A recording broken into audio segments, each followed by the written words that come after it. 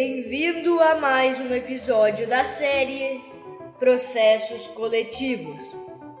Condenado o Estado do Paraná a pagar a internação de pacientes do SUS em hospitais particulares. Texto de Rafaela Bica Link Simon,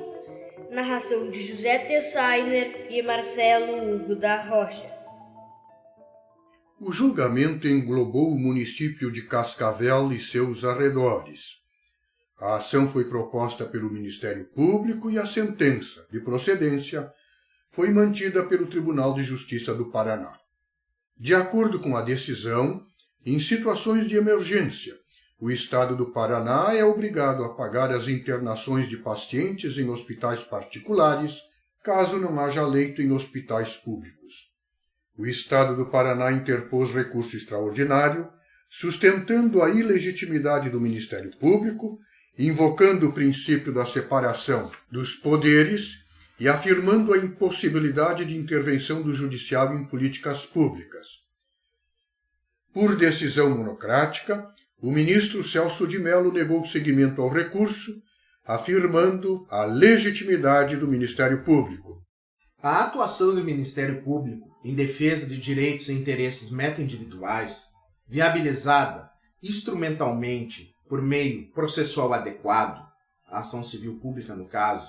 que lhe permite invocar a tutela jurisdicional do Estado com o objetivo de fazer com que os poderes públicos respeitem em favor da coletividade os serviços de relevância pública, como se qualificam constitucionalmente as ações e serviços de saúde, legitima-se plenamente em decorrência da condição institucional de defensor do povo, que é conferida ao parquê pela própria Constituição da República. Nesse contexto, põe-se em destaque uma das mais significativas funções institucionais do Ministério Público,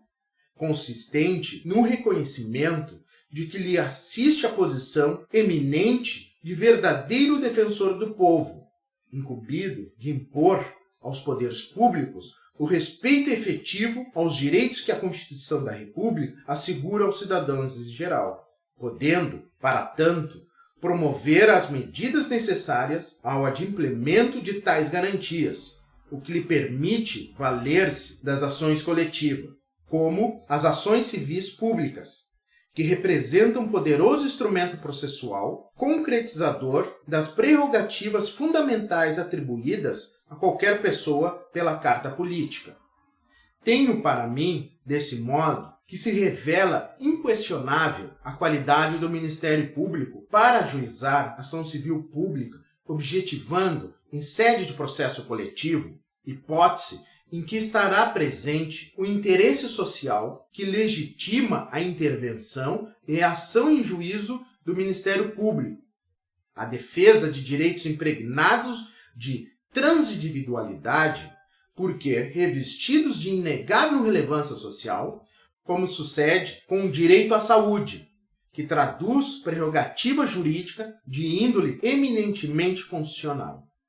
Reconhecida assim a adequação da via processual eleita, para cuja instauração o Ministério Público dispõe de plena legitimidade ativa, impõe-se examinar a questão central da presente causa e verificar se revela possível ao Judiciário, sem que incorra em ofensa ao postulado da separação de poderes, determinar a adoção pelo Estado, quando injustamente omisso no adimplemento de políticas públicas constitucionalmente estabelecidas, de medidas ou providências destinadas a assegurar concretamente a coletividade em geral, o acesso e o gozo de direitos afetados pela inexecução governamental de deveres jurídico-constitucionais.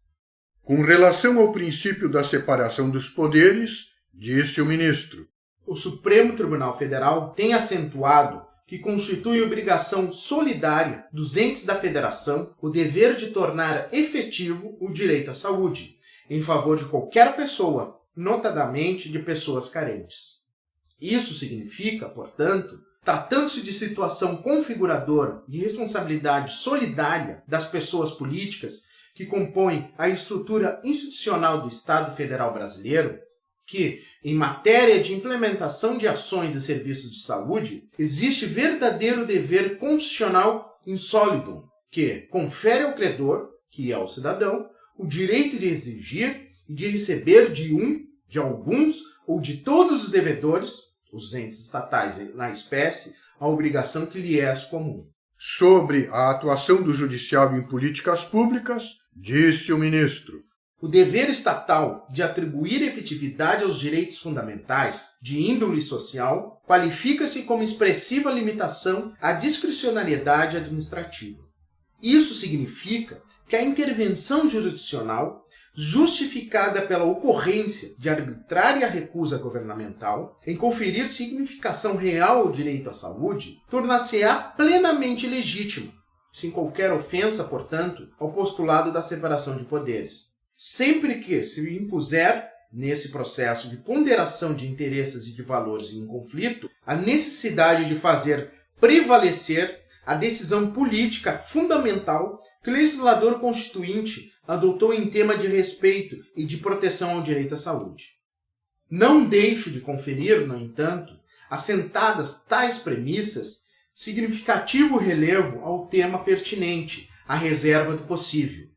notadamente em sede de efetivação e implementação usualmente onerosas de determinados direitos, cujo adimplemento pelo poder público impõe e exige, deste, prestações estatais positivas, concretizadoras de tais prerrogativas individuais e ou coletivas. Concluiu o ministro Celso Mello. Entre proteger a inviolabilidade do direito à vida e à saúde, que se qualifica como direito subjetivo inalienável a todos assegurado pela própria Constituição Federal, ou fazer prevalecer contra essa prerrogativa fundamental o interesse financeiro e secundário do Estado, entendo, uma vez configurado esse dilema, que razões de ordem ético-jurídica impõem ao julgador uma só e possível opção, aquela que privilegia o respeito indeclinável à vida e à saúde humanas.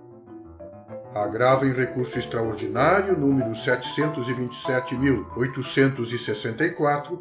julgado em 9 de setembro de 2014. Agradecemos a atenção e